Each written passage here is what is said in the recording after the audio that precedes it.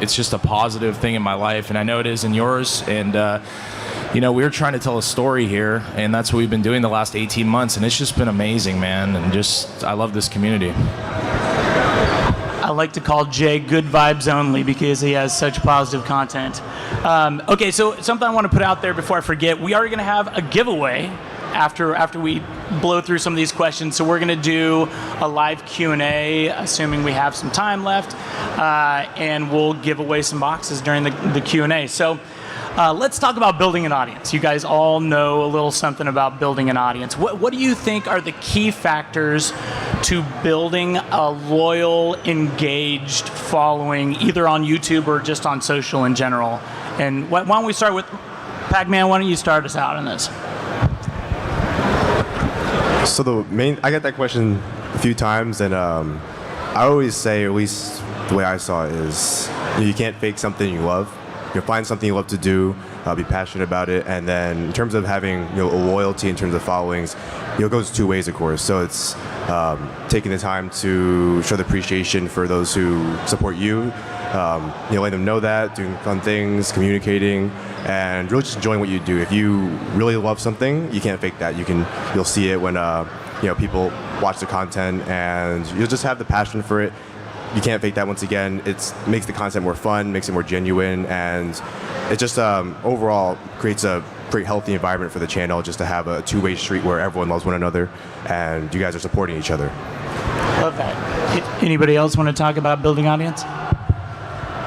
Yeah, sure, I'll go.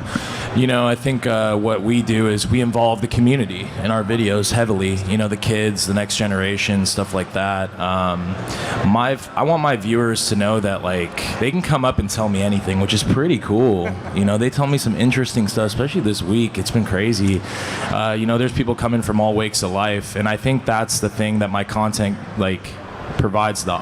The audience draw is relatable. You can watch my videos and basically it's not just cards. It's life, it's fitness, it's everything. And I think that's the best feeling in the world for if you're watching one of your favorite YouTubers and you can go up to them and literally tell them hey, I went through this and cards helped me in your videos. We put them on at dinner. We put them on at our card shop. It's whoa, that's amazing to hear. Yeah, I think I would echo Jay's point on that a lot. I think the relatability is a really big part of the content, and one of the things we strive for is just being relatable, right? Showing people that we're just like everybody else in this. We just enjoy filming it. So I think that's big. But I want to also give credit to Ryan, to Pac-Man here, because I think one of the big things in growing an audience is engagement. I think that's important, right? Is if you're not able to be a part of the hobby you're trying to, grow your audience within, I don't think you can, and I don't know if there's anybody better at engaging their audience than Ryan. He's very good. If you watch his videos, you'll see all the comments are responded to. He's very engaging, and I think that's very important, right? Like you said, you can't fake what you love. So as you grow, I think that was really important, is engaging and letting people know that you're human just like everybody else. Awesome. Anybody else? Building audience? Okay. Let's talk about challenges. Let's jump right into that. So what challenges do you guys face on a regular basis when you're trying to create interesting content? What sort of hurdles do you run into? Time. Always. Everyone up here is super busy and planning out content and then implementing it. Then you have the editing process. Time is definitely something that I think everyone struggles with, and making the time to put into your content, and then so that you could be happy with it at the end of the day. And it's something that you could put your name next to and be proud of the work and the effort you put in is definitely difficult. And not getting discouraged by some of the things that you see out there as you're putting in that time and effort to do something right and transparent, and you see something else out there in the content space that is clownish or ridiculous. So I would say that would be my biggest issue. I think another spot is originality. All of us up here have the same, platform, and so try not to step on Mike's toes or Christina's toes or whoever else's toes, and being respectful of what they're already done. So don't be a copycat. Like, just be original. And if you see that Ryan's already done something, my microphone went out. Thank you very much. If you see that Ryan's already done something, like, don't just flat out go out and copy it. You could build off of it, but Let it inspire you. yeah, let it inspire you. Let it take you there, but just don't do the same thing, because then you look like a fool. Let's talk about storytelling. So earlier I was talking a little bit about the evolution of hobby content, and it's really come a long way. One of my favorite current pieces of content out on YouTube right now is called Chasing Cardboard. It's essentially American Pickers, but in sports cards hobby. So shout out to Chasing Cardboard. But I come from a video production background, so I'm really into the idea of storytelling, and I think that's really the biggest way hobby content has evolved. It's not so much just showing a card or showing a break, but it's talking about your life and how these things affect you and why that card's special. But I would love to hear from Mike and Jay just about how you guys feel about storytelling and how important you feel that is for content. Yeah, I think storytelling is huge. I mean, I think that's why we're all up here. We're here to share a story. You can get the best National Treasures patch auto and have the best investment, but to me, like, what it took to get that Grail card, like, how many cities did you go to get the Grail? Like, I was in New York at the Hofstra show, and it was like one of the worst shows we've ever been to. But man, we got the DeMarcus Cousins National Treasures patch auto. That was when I was 15. I couldn't even afford that card. And it was affordable for me at the time, and people ate that story up. It was cool, and I think that's something that storytelling is huge for. And not everybody's going to be at the National. There's people viewing my videos in South Korea, Australia, Vietnam, and it's like, wow, dude, we're reaching a different type of audience, man. And I think that's cool, because when people watch all our content, they're getting through our eyes and our experience, and kind of tapping into the challenges thing. My competition is myself. I don't have any competition in this community at all. It's myself. How willing am I to put out content? How willing am I to tell the story? And that's what I channel into. Yeah, and for me, I mean, a little different. Everybody else has a big platform with video. Obviously, with the podcast, there's nothing visual about it. So, you have to be somewhat articulate, give detail. And again, I even like the word transparency. I think it's important when it's genuine, too. Hey, I got this card. But this dealer, I'll be honest, I wanted to punch him in the face because of how terrible his pricing was. But after we haggled and went back and forth, that's what we've tried to do with the podcast is, there's plenty of good stuff, and we love the positive stuff, but with me, almost every pursuit or chase has come with, a lot of good things and a lot of bad. Yeah, we got this card, but it had to sacrifice this for it. And for me, the other part of the storytelling is selfishly motivated. Mental health, something we talk about a lot because, quite frankly, I'm a psychopath sometimes, and legitimately so. So that has been my biggest reason for even being involved with storytelling. It wasn't about the audience or trying to engage or anything else. It started with me just being I need an outlet, aside from medication at times, to really just get things off my chest, and cards became that, that positive item. Hey, this card is worth $12, but during that time, all these other things going on in my life, but all of a sudden I got this $10 Ken Griffey Jr. card, and it made my whole weekend. So to me, the storytelling it really does. I think for the majority of collectors, it represents a piece, but it also represents that part of your life, and hey, this is what was happening. And so, yeah, that's why we try to really focus on the good and the bad, and whatever it is at the time. Awesome. I 100% agree with everything you guys said about that. So something that, in addition to creating content, is important to me and I'm passionate about is just positivity. I feel like at the end of the day, this is a hobby. We want to keep things happy. We want to keep things just on a positive note. But how do you guys feel personally about creating positive content versus creating something that's a little bit more controversial and may get more views and clicks because of that? Ryan, do you want to kick that one up? Yeah, I think especially in the world we live in today, being negative is easy, right? It's the easy way to do it, and I think I would echo a lot of what Mike just said. One of the things I do when I try to create content is I understand that this is an escapism for a lot of people, right? Like, the content we make, a lot of us put a lot of effort into it, but we understand that at the end of the day that a lot of people watch our content as an escapism, right? Cards are not what everybody does every day. So some people come home from a long day at work. Everybody's dealing with stuff, right? We don't know about 99% of the stuff everybody's dealing with. So to try to create a positive outlook, especially for the youth, right? Like, that's what a lot of my content I try to focus on is who would I have wanted to look up to when I was 15, right? When I first started out on this, a lot of us can probably attest to this, but when you walk into a card store at 15, you don't have a lot of money, you don't have a lot of good cards, you're not necessarily an asset to a card store. Card stores consider you a headache. At least that's what it was 15 years ago for myself. So trying to educate and inspire the next generation, that's our focus. Awesome. Gio, do you want to? Sorry, Christina, did you want to take this? Positivity. This is me. Yeah, of course.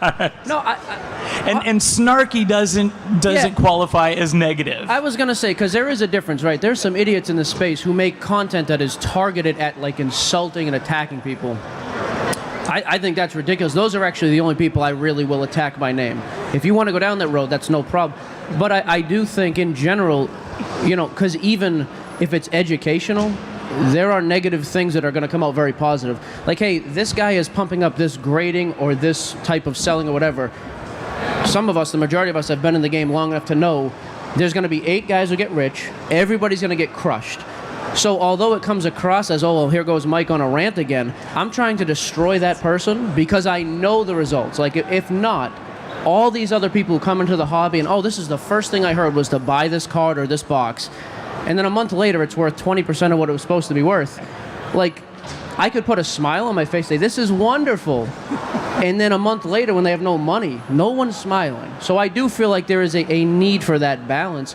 But like to Ryan's point, like I do think a lot of it starts with younger guys. Like you have to start with, I mean, at some point, and I think I'm older than most up here, but like at some point, we're going to age out, right?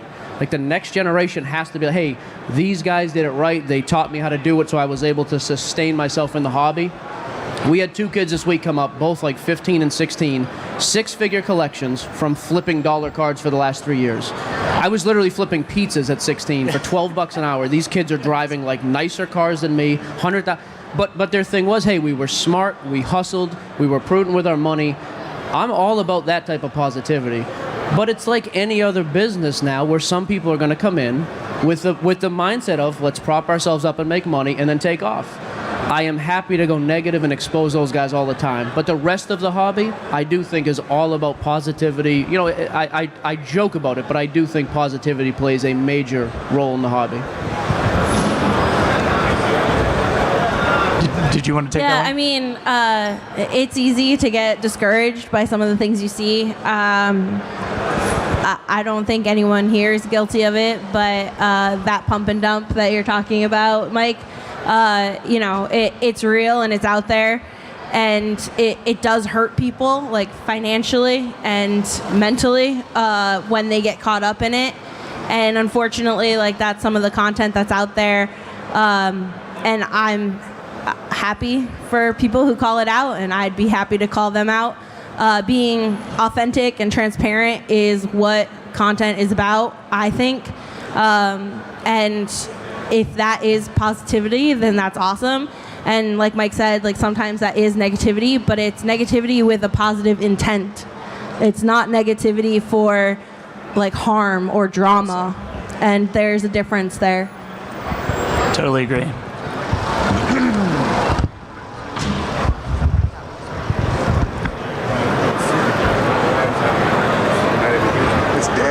Okay, so to follow up that last question, and I would love to hear from all of you guys on this one, what sort of content do you feel like gets the most traction for your channels?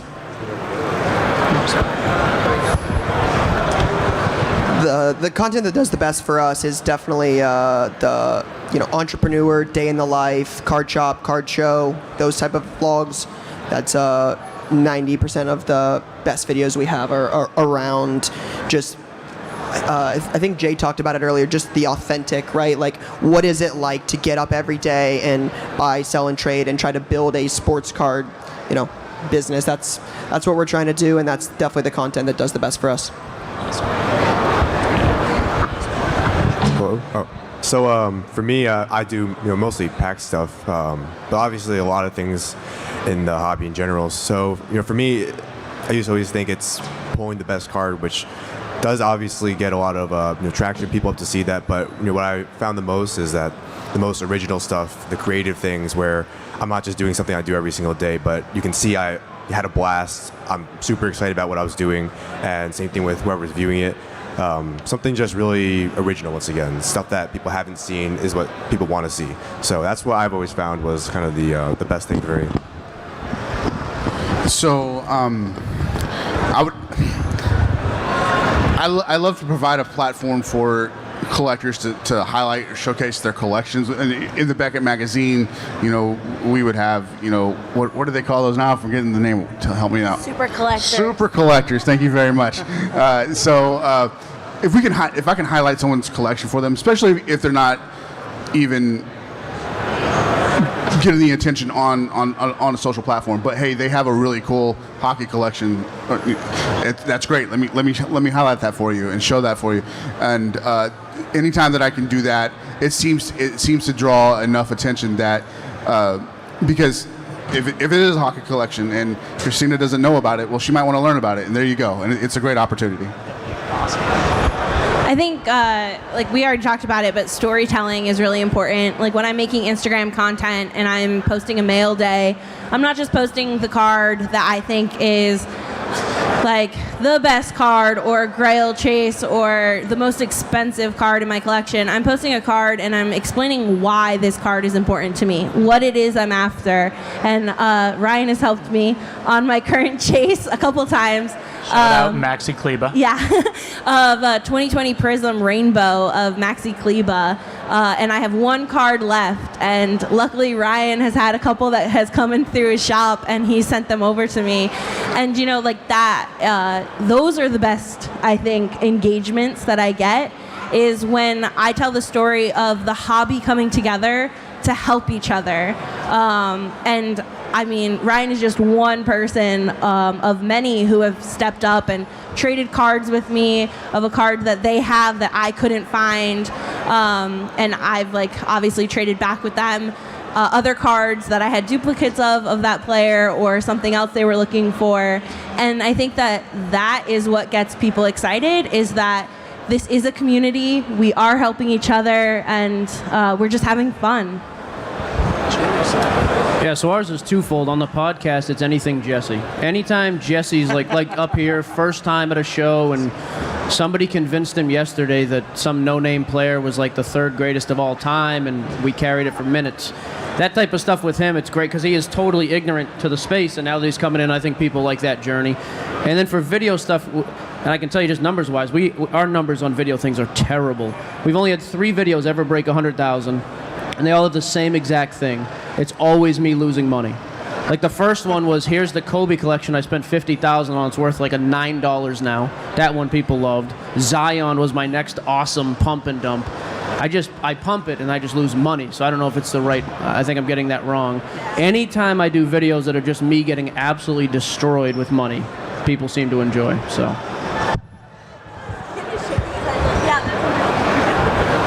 Yeah, I mean, I'd say everyone loves our card show vlogs, but I did this Road to the National series, and my dad owns a donut shop, and I started to film working at my dad's bakery and talking about mental health, and I don't know, I tapped into a different part of vlogging for me. People, that was the whole more interested in my life, and channeling what Ryan said, how he does the card shop, day in the life stuff, and the kids trade nights and all that. It was really inspiring for me because I started to do that at my office. We don't actually have a card shop, but I was given day in the life stuff and card show vlogs, and I don't know, that stuff does really well.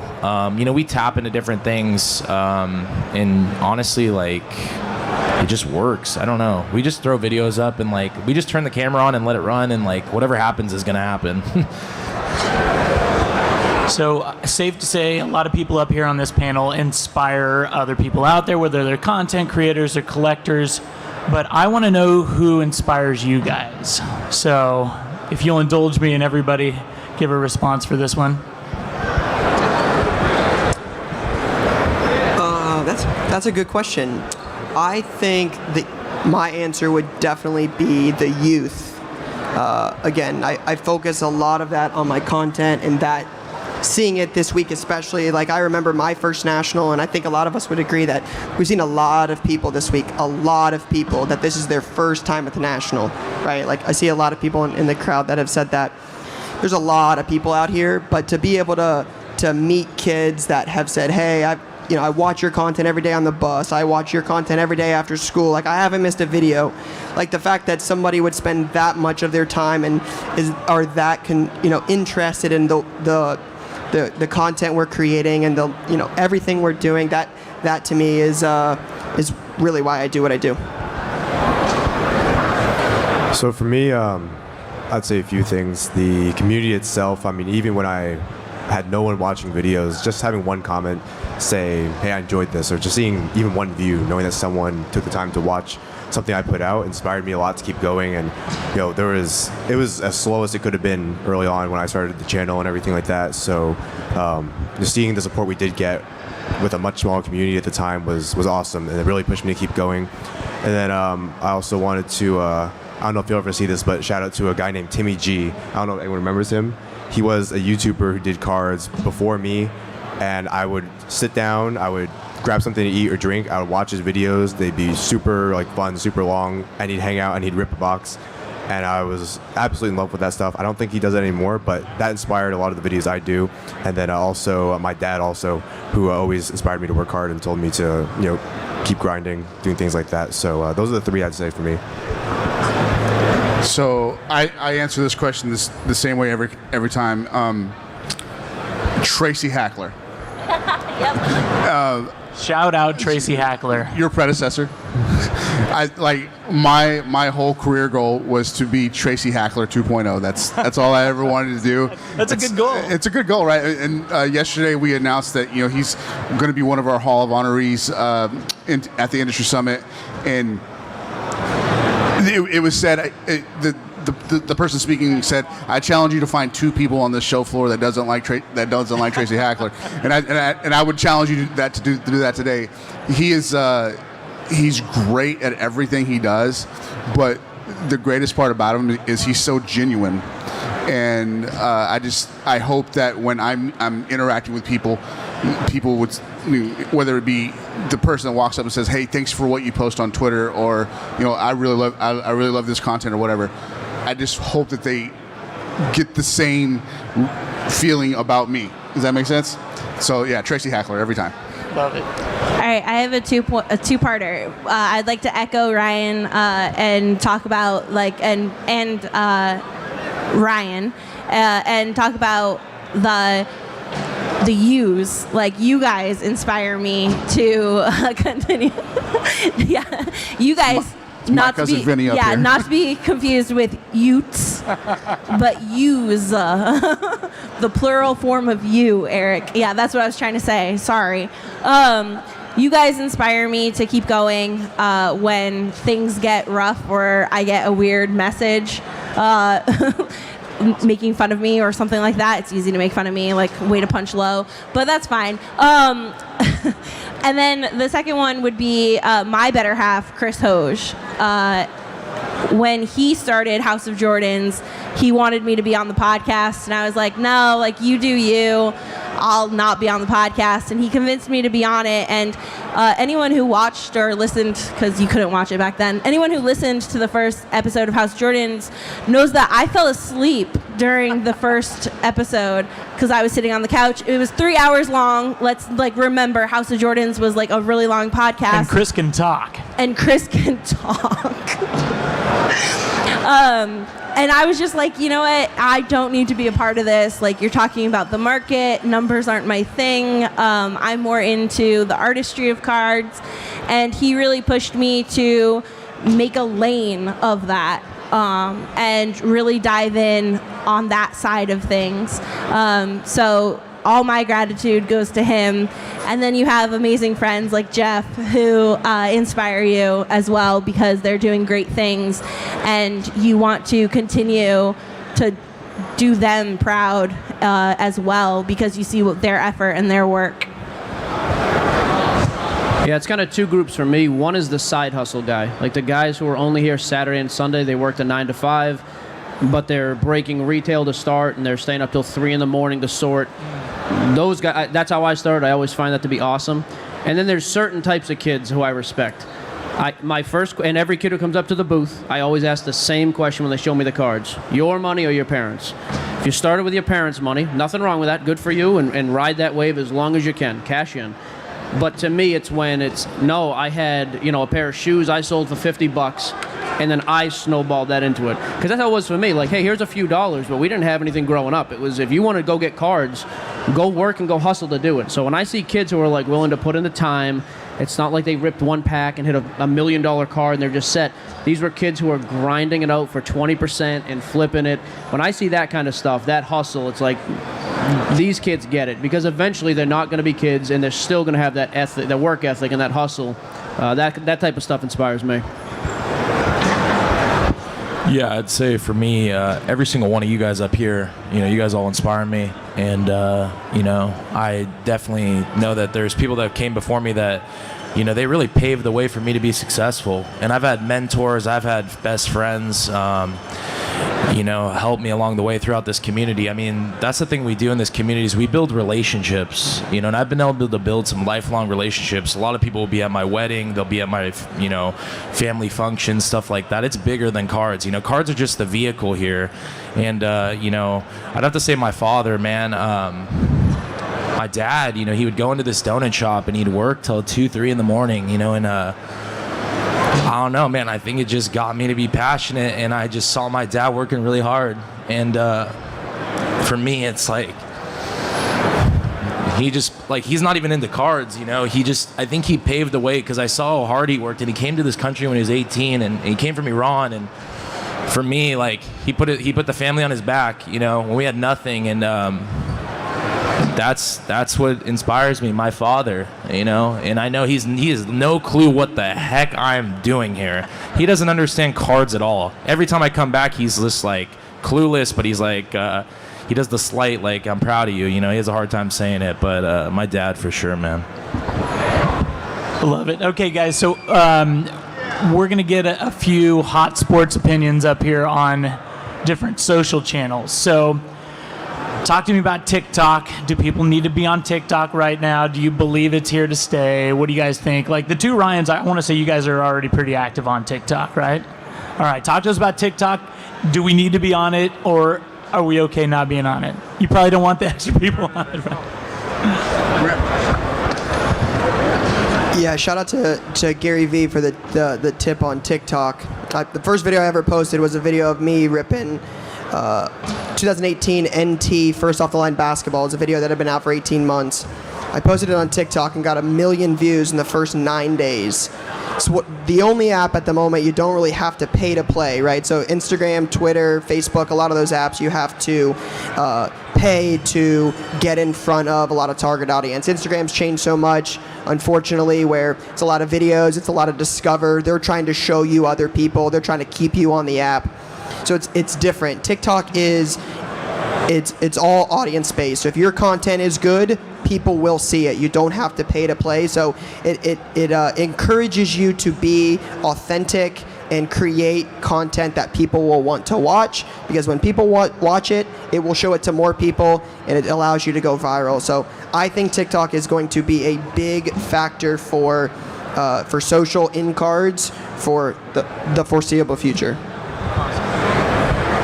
Yeah, I have been doing TikTok for a little bit, not as long as you have, but I definitely think it's important. I would absolutely recommend it to everyone who is thinking about it. When I first saw it, I was very, very hesitant and decided to try it out because why not? I always say it can't hurt. you can put out really kind of quick, fun, sometimes especially inexpensive, just kind of flexible at the moment content. It's short, and that's one thing I like about it is that you have a lot of options, a lot more kind of different things you can put out. Like doing most of my content on YouTube, a lot of those things, maybe now so with shorts, but like a lot of those things I won't post on YouTube, but are a perfect thing for TikTok. So you can almost have some of the same, or you can also have something you put on YouTube or Instagram, and then a whole nother type of content on TikTok where there's a huge audience, a growing one, and so much potential. And then you can just do a whole different type of content that's sometimes more informal, more fun. Once again, I like that it's really inexpensive sometimes. You can just something really quick, and you can get that traction without having to, do the kind of YouTube grind where sometimes it can start really slow. TikTok, I've seen some blow up out of nowhere. Some I thought would do great, kind of just didn't do too much, but that's the fun of it, and so there's a lot of potential, I think, in it. Anybody else? TikTok? Okay, lay it on us, Mike. Yeah, I'll be honest. I know I'm too old for TikTok. I absolutely hate everything about it. And it is funny because that's how we got discovered. We have a social guy who posts there. But there are some positive aspects. But the amount of kids now who cannot have a conversation in person at shows, they could go on TikTok all day, but like you ask them a question, they can't look. I don't know. I know it's a great thing, but like the social aspect that it has taken away from people, I think is such a huge negative to just the audience everywhere. Not to mention the fact I don't need to see dancing 15-year-olds, but I just think you can't have a conversation with people now because they're totally lost. When they're looking for the camera or they want to do something witty, I think the negative repercussions are as equal as the positive on it, to be honest with you. I would second everything he just said. Gio is right. I know that I'm too old. I'm probably 100 pounds too heavy to be on there, and no one wants to see a fat guy dancing about cards. So I second everything you said, Mike. Okay, opposite end of the spectrum, Facebook. Is Facebook dead? Do we need to still be on Facebook? Can we Yes. abandon those channels, or do we need to keep that content fresh? Look, What are your thoughts on? I'm not a fan of Facebook for what they have done with their algorithms and things. But if you're in cards, you have to be on Facebook. The groups on Facebook are some of the most active places to engage with the hobby. And I just think that if you're not there, then you're definitely missing out on some cards and some deals and just community aspects that you can't get when the national isn't happening. I think all you need to know about Facebook is if you just take a look at Sports Card Nonsense Facebook group. That's an amazing. I don't post there at all. I just watch what you guys do and watch what's going on there.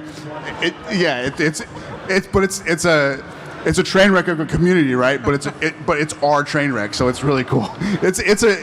I think it all comes down to how you are utilizing any platform, really. But the sports card groups on Facebook specifically, some are dead, and some, like Sports Card Nonsense, are very alive, and it's a cool place to be. Yeah, I was going to say, too, again, age thing, right? So, like, me and Eric love Facebook. We're a little bit older. The demographic is definitely older. But in terms of community, I don't think there's anything like it. Like, on TikTok, they're watching people. Maybe they comment whatever. Instagram, again. But in Facebook, if you post it in the group, first of all, we have to approve it, so we at least took the time to read it. We engage. A lot of the content we come up with is really, and I tell the guys all the time, is stolen content. Hey, this guy just made a chart of 19 Bowman Chrome, how these different colors sell for different products. Cool, we'll talk about that on the show, but it does allow just totally open engagement because every post is on an even playing field. If it's approved, it's there. And I do think it's more of a welcoming place for brand new people. Hey, here's this 1991, Scottie Pippen card. What's it worth? Here's 300 comments in a few minutes. 290 are goofy and making fun of you and having fun with it, but then you get some actual insight. So again, for the 30s and up demographic, I think Facebook is still probably the go-to for most. Okay, let's talk about camera equipment for a little bit. So we have a lot of content creators out in the crowd, I'm sure. Do you guys recommend hiring someone to film for you if you have the means, or do you prefer to just film it yourself? What's your take on this? Anybody? Yeah, it's a tricky question. So, I mean, personally, I have Brian. He's been huge in helping us really take it to the next level. But kind of like Mike talked about earlier when he talked about the 15-year-old flipping for 20% over and over again. I mean, that's how I started. That was me 15 years ago. So, the camera thing came later. I think for a lot of us, building it by yourself. I know Ryan and I talk about this a lot, right? Ryan has 200,000 subscribers on YouTube. That's a lot. For most of that, Ryan's edited all of his content, right? So I think it's a case-by-case basis, but ours was, hey, when it made sense, but for 99% of the time, it wasn't like that. So, I'm the opposite, and I talk to him about it all the time. Brian does great work for him, and, as I've grown more, I've definitely thought about doing that, and I think it'd be a ton of help. But most people are probably thinking it from the perspective of, I'm starting off, is this something I need to have? And that, I would say you don't need to have it. It's not the most important thing. When I was starting off, all I had was my phone. Everyone has a phone. That's all I used. My videos weren't the best, but it got the job done. I got a cheap mic. I have a stand from Amazon I still use to this day. And I finally splurged and got like a mic that's like $100, and that's it. And I do all the editing myself on my computer, on my laptop there, using like the most basic software that is free. And that's how I make all my videos. And it gets the job done, at least it has for now.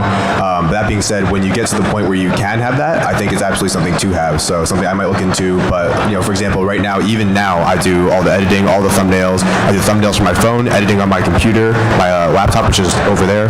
I do just yesterday I was sitting in the chairs over there, and I had my whole setup. I had a little mic, stands, wires all over the place, and a little dongle from Apple, and that's it. So you can get the job done with either, but when you can get it, by all means.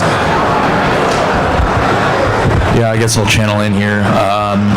We started on an iPhone and a GoPro.